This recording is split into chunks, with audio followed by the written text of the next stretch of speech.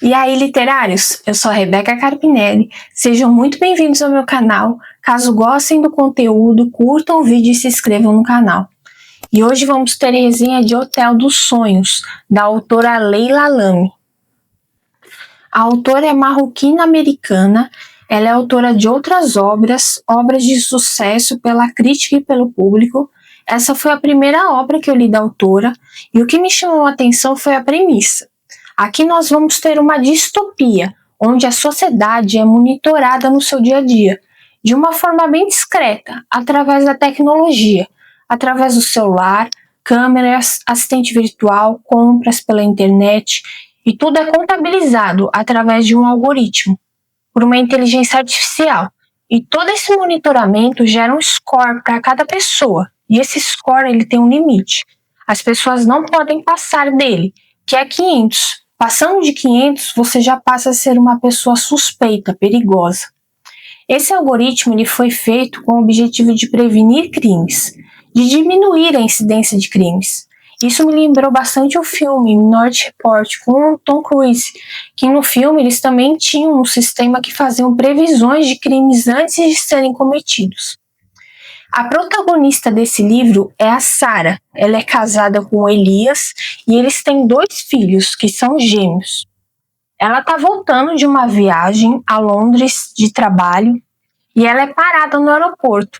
E ela é levada para uma sala para ser interrogada. E eles falam que a pontuação dela passou do limite aceitável. E eles acreditam ter um motivo para isso. E eles querem saber qual o motivo. Só que a pontuação dela está em 518, passou bem pouco dos 500, que é o máximo. E começa o interrogatório para saber da vida dela, e com muito tempo de perguntas, ela descobre que o que aumentou o seu score foram alguns sonhos que ela teve. Sonhos perturbadores, pesadelos. Ela sonhou estar matando o marido dela. Isso gerou um alerta sobre ela, mas foram sonhos aleatórios, que ela sabe que não representam ela e nem o que ela sente. Mas só o fato dela sonhar, ela foi considerada um risco para a sociedade. E os sonhos dela estavam sendo monitorados, transmitidos e usados pelo governo para ter esse controle. E a Sarah ela não fazia ideia que isso estava acontecendo. Há um tempo atrás, ela tinha colocado um implante na cabeça, chamado Dream Saver, que originalmente era um dispositivo para tratar a apneia de sono. Mas com o tempo ele foi aprimorado para melhorar o sono, em que as pessoas iriam dormir por menos horas, mas mais profundamente. Elas iriam dormir cerca de 3, 4 horas e elas iriam se sentir completamente descansadas. O bordão deles era: imagine o que você poderia fazer com mais tempo. Esse dispositivo ele teve vários adeptos, enfermeiros, seguranças, pessoas que trabalhavam no turno da noite. E assim o dispositivo ele foi muito bem avaliado. As pessoas que colocavam, elas relatavam um grande aumento na produtividade. O marido da Sarah colocou há 1 ano atrás dela, porque ele estava trabalhando à noite, ele precisava de algumas horas extras para estudar. E quando os gêmeos nasceram, a Sarah estava se sentindo muito sobrecarregada, cansada, sem paciência com os filhos, e acabou colocando também. E isso fez ela se sentir muito melhor, a voltar a ser o que ela era antes. Ela voltou a aproveitar a vida muito mais com os filhos e com o marido. No interrogatório, então, ela descobriu que os sonhos dela estavam sendo gravados e analisados. E é ali que ela é questionada. Os interrogadores dizem que os sonhos são janelas para o subconsciente e eles mostram conexões entre os pensamentos e ações, sem mentiras ou justificativas. Por isso, eles eram tão valiosos. A Sarah ela fica cada vez mais nervosa. Ela sabe que o marido dela está esperando ela com os gêmeos do lado de fora do aeroporto. Ela tá com fome, tá cansada, e ela começa a dar umas respostas meio tortas ali no interrogatório.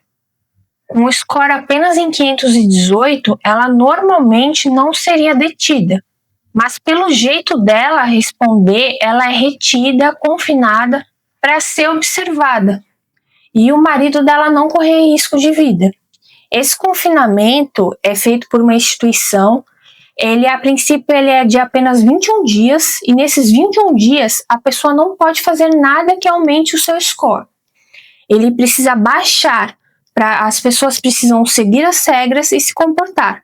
Mas o que a Sarah descobre é que dificilmente alguém só fica 21 dias. A maioria que entra, os dias de detenção acabam sendo prolongados. No livro, eu gostei de algumas referências que a autora usou. Ela cita o castelo de If, quando a Sarah insiste em dizer para um funcionário que ela não fez nada para ficar presa. Esse funcionário diz para ela que ali é um centro de retenção, não o castelo de If, fazendo referência à prisão no castelo da história do Conde de Monte Cristo. E a autora também cita a música do Eagles, o Hotel California, dizendo que lá é como a letra da música. Você pode fazer check-out quando quiser, mas nunca pode ir embora. A Sarah acaba ficando muitos dias na retenção, os dias viram meses, e cada vez mais ela não vê perspectiva de sair dali. Inclusive, ela fica meses sem nem sequer ter uma audiência, porque conforme a pessoa é retida ali, ela precisa passar por audiências, ou uma audiência só, para saber se ela vai sair ou não. Ela teve audiência cancelada porque o advogado dela largou o caso, teve paralisação do governo, aí vários casos se acumularam. Quando estava chegando a vez dela, perderam o arquivo dela por uma falha e começou tudo de novo. Isso faz ela permanecer na fila só para esperar por uma audiência. Isso tudo faz a Sarah ficar cada vez mais frustrada e sem esperança de sair dali, com a sensação que ela foi largada ali à própria sorte, por simplesmente ter tido um sonho ruim, sem ter feito nada. E a Sarah, ela passa por muitas coisas lá dentro, humilhações, dificuldades. O lugar não tem a estrutura que ele deveria, faz frio extremo, faz calor extremo, a comida é muito regulada e ela é tratada muito mal, ela é tratada como uma criminosa.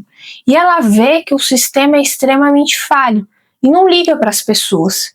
E mesmo assim, ela precisa se submeter a ele. Eu separei 2 trechos que eu vou ler aqui para vocês. À noite, seus sonhos são coletados dos Dream Savers, oferecendo mais evidências de tudo que há de obscuro e suspeito em sua natureza.